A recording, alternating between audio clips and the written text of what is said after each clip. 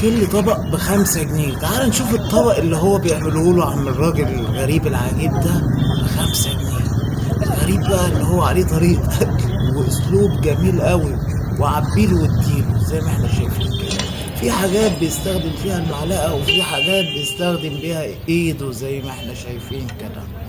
لا وبيحطها كده في مكان ما نعرفش هو ايه، ودي بطاطس مهروسه ولا ده نوع غريب احنا ما نعرفوش. بس خلينا نتفرج على اسلوب الراجل ده، لان الراجل ده ليه طريقه معينه كده، وليه زباينه الخاصين بيه على فكره. يعني هو تفتكر ان هو ملوش زباين؟ لا، يعني بسم الله ما شاء الله، ربنا يزيده كمان وكمان. دي اكيد اكله مشهوره جدا جدا جدا عندهم. بس بص على الاسلوب وشوف الناس دي، لو انت عايش في العيشه دي ممكن تقدر تاكل هذا الاكل ده بالشكل اللي انت هتشوفه ده. طبعا اللي ماسكه في ايده ده المفروض ان هو طبق، بس طبق شكله غريب شويه، بس ماشيها طبق وبيتعامل على طول بايده.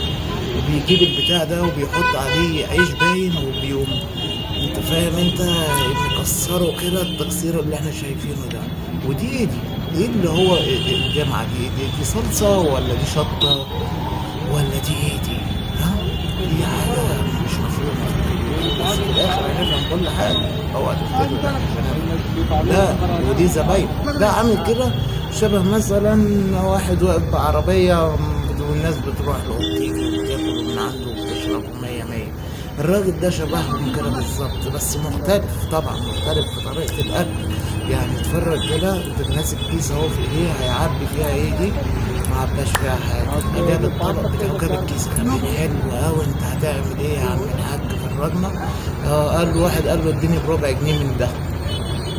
يعملوا كده. انت عارف انت لما تخرج الكيس من تحت وتفضل تشرب، هو هيعمل كده شغال برضه. بس ده اصلا يعني ممكن يطلع ايه يعني. بص المنظر مش حلو خالص على فكره بايديه دي، والزباين واقفه عادي يعني وبياكل، ومفيش حد بيقول له يا عم الحاج حتى البس لك جوانب. في بقى حاجات بيحطها زي ما احنا شايفين كده بايده، وفي حاجات بيحطها بالمعلقه.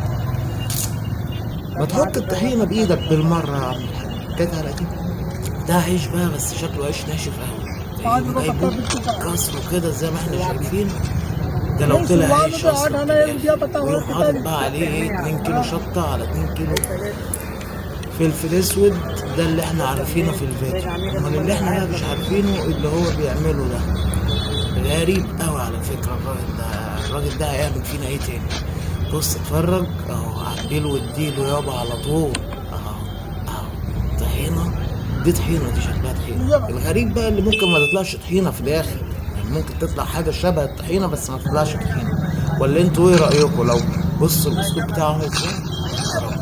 يعني الواحد لو سافر الهند على كده، طبعا احنا عمرنا ما هنسافر الهند. احنا هنسافر الهند هنعمل ايه؟ بس افترضنا مثلا ان الواحد يسافر الهند ويلاقي واحد بيعمل اكل زي كده، مستحيل طبعا. ولا ايه؟ ولا هتعمل ايه يعني؟ لو هتعمل حاجه عرفني. بس مستحيل، انا شايف ان هو مستحيل مثلا. بص دي شطه، دي اكيد اللي بيحطها دي شطه دي ولا ايه؟ متعرفش. تطلع صلصه لونها اسود مثلا. كمان مفيش شطه لونها اسود. لا، في شطه لونها غامق قوي، ممكن تكون لون غامق عادي. طبق مهلب